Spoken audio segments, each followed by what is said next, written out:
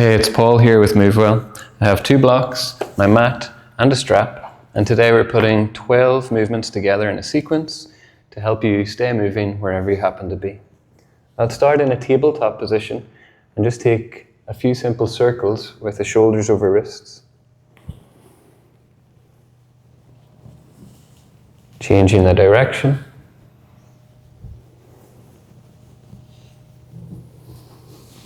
And for roughly 60 seconds or so, moving through our first movement, cat-cow. I'm rounding and flexing up, bringing chin to chest, tucking the pelvis, and then I start to gaze a little forwards, arching the low back, extending the chest. Rounding and flexing up, cat, extending and pulling through, cow posture, rounding and flexing up. Really paying attention to the far edges of your body as well, so that idea of tucking the pelvis, emphasizing the shape overall, and arching the low back as you look through, and then chin to chest,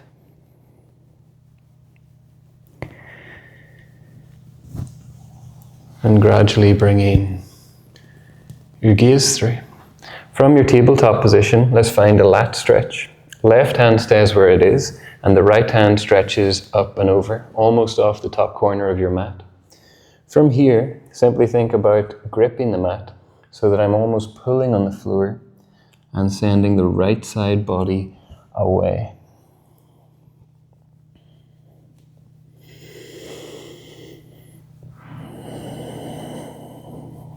Use your breath here to manage this one.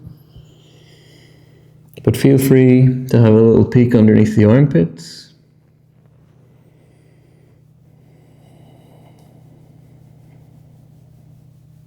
To elevate the shoulder a little if you want. That's the idea of covering the ear on the right side.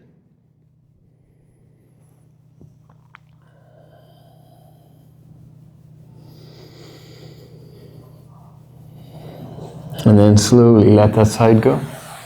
Replacing then the right hand and sweeping your left hand up and over, almost off the top corner of the mat. Imagine that it is gripping to the floor and then you pull back. So I want to create length through this left side of the body. Ideally, I find a long and broad stretch.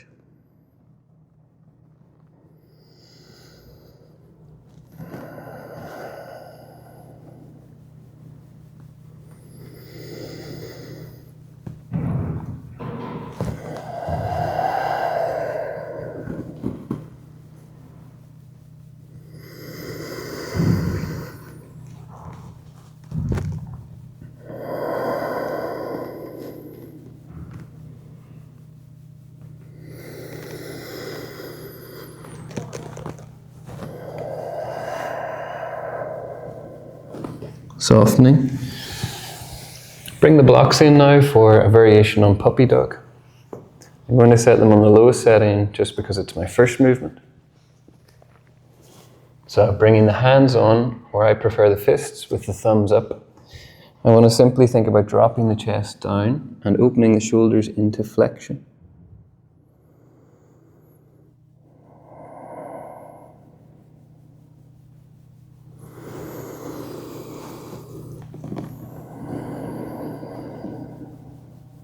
You can play with this one to make it a little bit more active by lifting slightly, pushing your hands into the blocks, and then relaxing on your next exhale.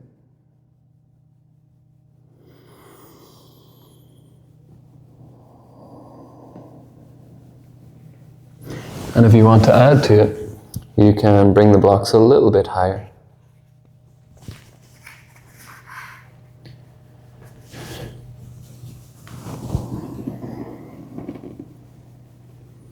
There's a sense of supporting myself with the hands by slightly pushing down into the blocks.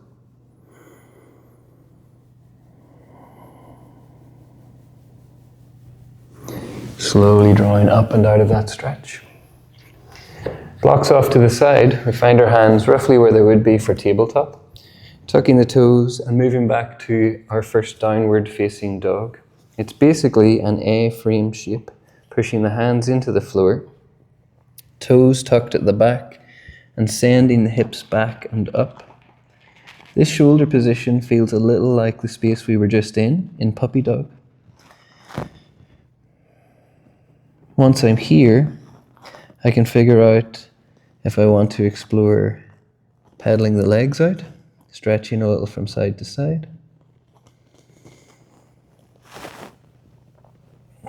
Taking your time with this one.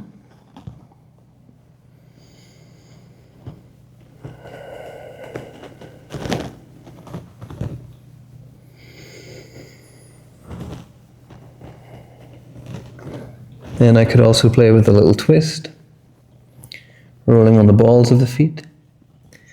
Almost the idea of dropping the hip to one side and then rotating through.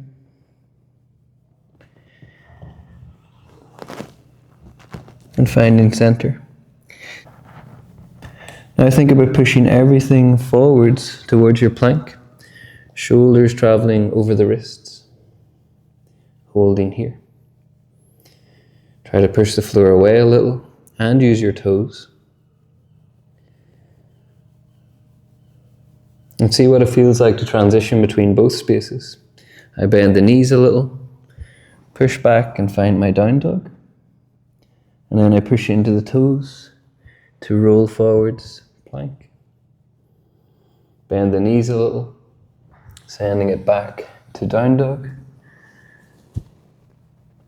Pushing into the toes, rolling forwards to plank. Slowly drop the knees down and just give your wrists a little shake out. Maybe lightly guiding them into flexion. Depending on where your blocks are, create a little space and bring your right foot up outside of your right hand. This is our lizard pose on the first side.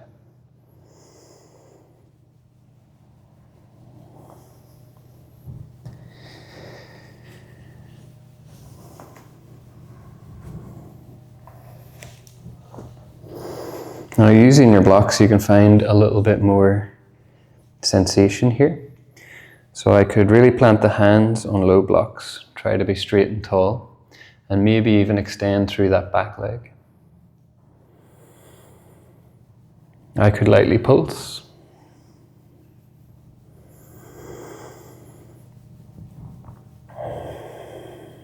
Or by lifting the blocks, I could start to work into a little bit of depth, dropping the back knee and exploring the idea of using the blocks as a support for my forearms.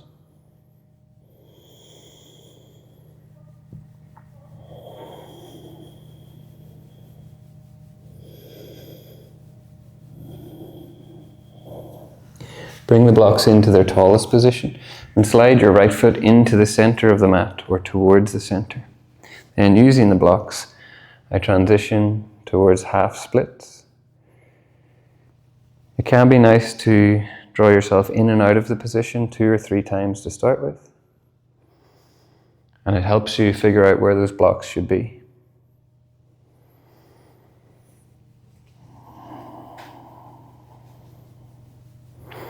Worry less about the exact shape and a little bit more focused on the sensation that you feel.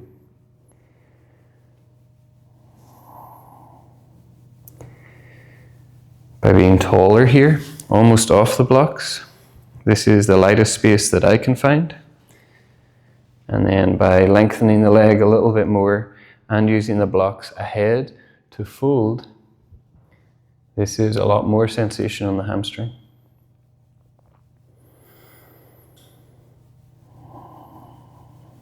The whole time I try to maintain a steady breath in and out through the nose.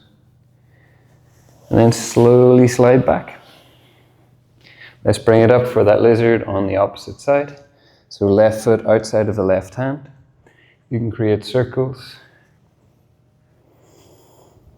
I'm using the blocks just to make my arms a bit longer.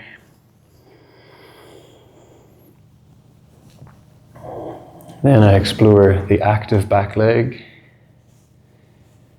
pushing long to lift the right knee up.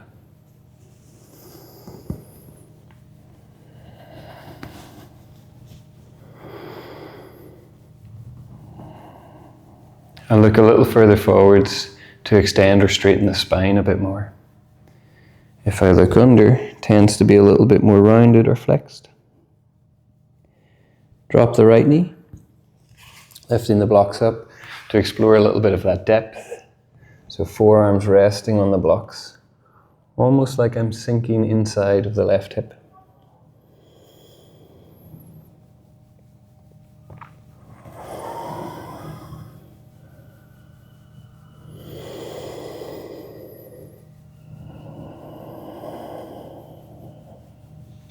And then I navigate towards the half splits. So I'm bringing the blocks up to the tall position, the left leg in towards the center, and then 3 times maybe in and out of a slightly straighter leg.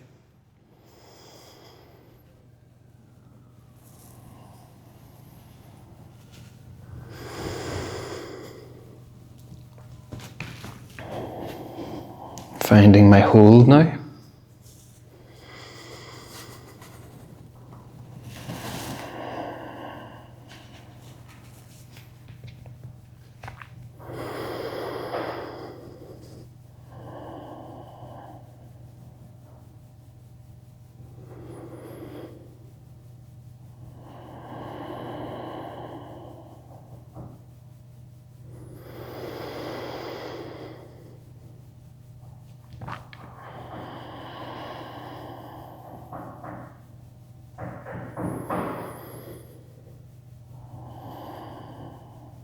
And from half splits, standing up to my first forward fold, I'll shift the blocks to the top and follow up with that right foot.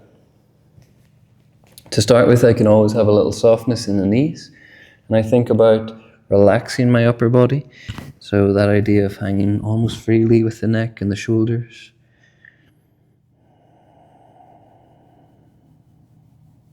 Depending on where you are here, the height of the blocks can be adjusted. So if I feel like I can be a little bit lower, then I can lower the blocks.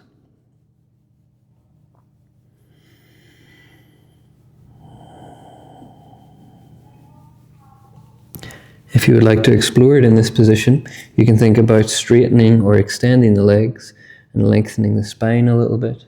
Notice I'm pushing into the blocks and looking slightly further forwards. And then relaxing, subtle bend in the knees.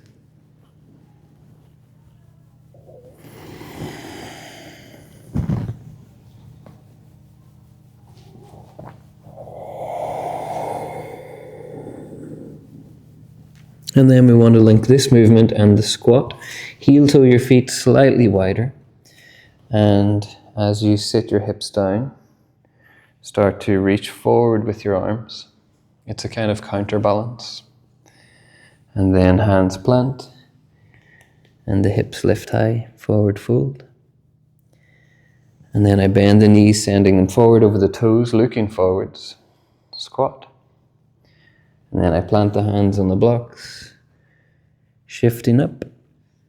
If the squat proves a little tricky at the bottom, doubling up your blocks and having a target to sit towards can be helpful.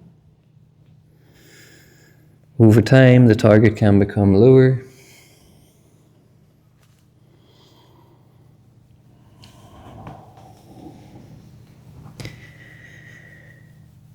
But even when I'm using the target, I'm still trying to be fairly active, so pulling forward with the knees over the toes to help me stay in this space and reaching a little further forwards.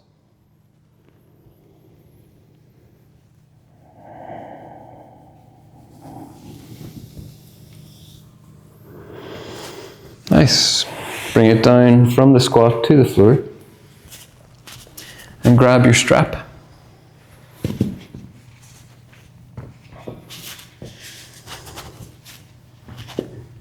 For the first one, we just use the long strap, so no need to create a loop. And I'm thinking about that forward fold position again. Again, the strap kind of helps me create or an anchor or reach. I want to be fairly upright at the start, And I'm thinking about maintaining a fairly long spine as I use the strap to guide me into a fold. This one is a little bit more hamstring focused, I would say.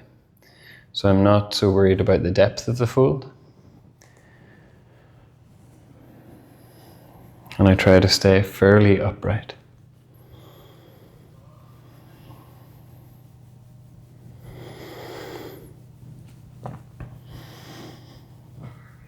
If you wish to explore it, you can be a little bit more flexed through the spine. So there can be some rounding as you fold. And I'm thinking about lengthening and then folding down.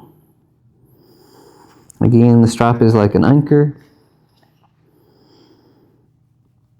You may find that over time you can reach around the feet.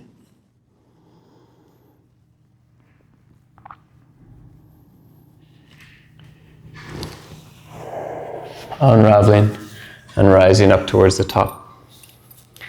The last two here, on the first one, I'm creating a loop with the strap, bringing it over my right foot. I'm finding myself in a reclined position, sinking down towards my back. There are two options for your free leg. One is that if you have it long and it feels like the heel is kind of floating, you might feel comfortable bringing that left foot into a bend.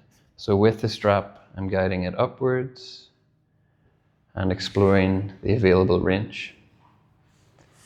Just as an example here, I'm lengthening the left leg and it draws the stretched leg down a little bit more. Let's hold this one for about 20 to 30 seconds.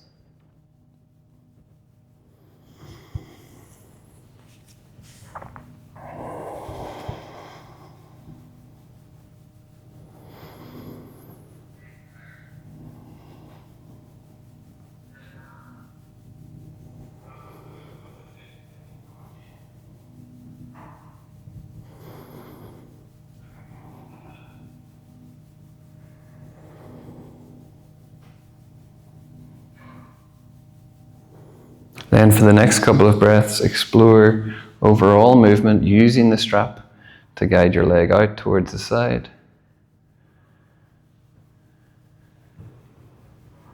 And even bending into the knee. This is a little bit like half happy baby. Rotating around your hip. Notice the difference between a straight leg and a bent leg in the position.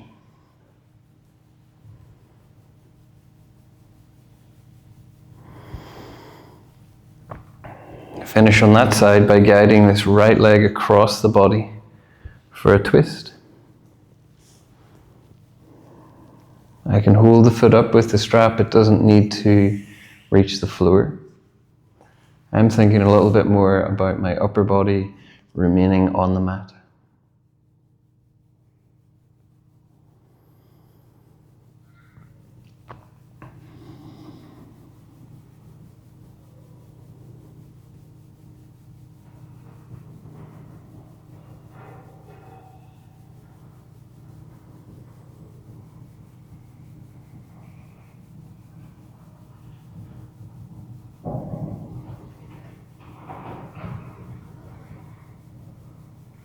Slowly guide it through for the last side. Finishing with a twist, bringing the loop around that left foot. Finding that right leg either long or bent, depending on how it feels. And guiding yourself into the stretch, first of all on the left leg. I try to keep the rest of my body fairly relaxed here, so this single point of focus is the left leg.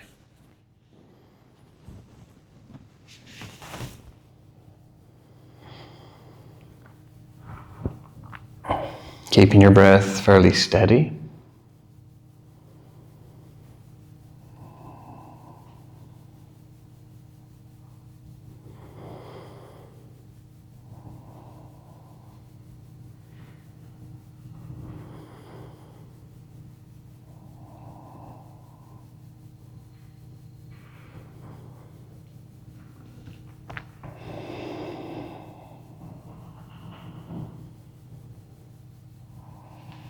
And then exploring overall movement with the left leg. So I might stretch out towards the left-hand side. I might bend into the knee a little bit.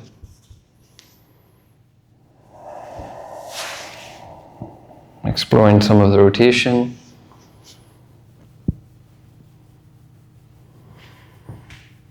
Circling a little.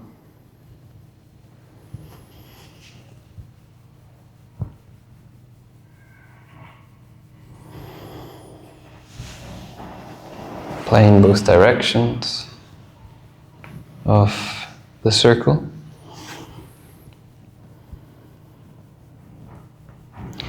And then finishing with that twist to the opposite side. So my focus was keeping the upper back on the floor.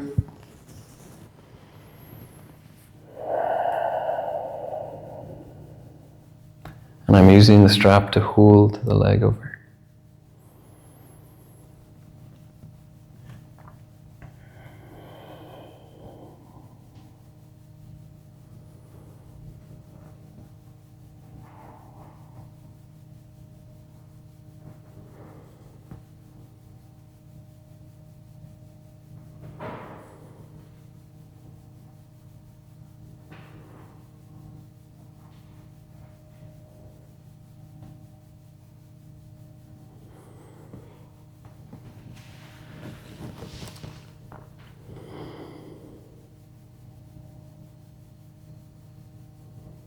Thanks for joining me.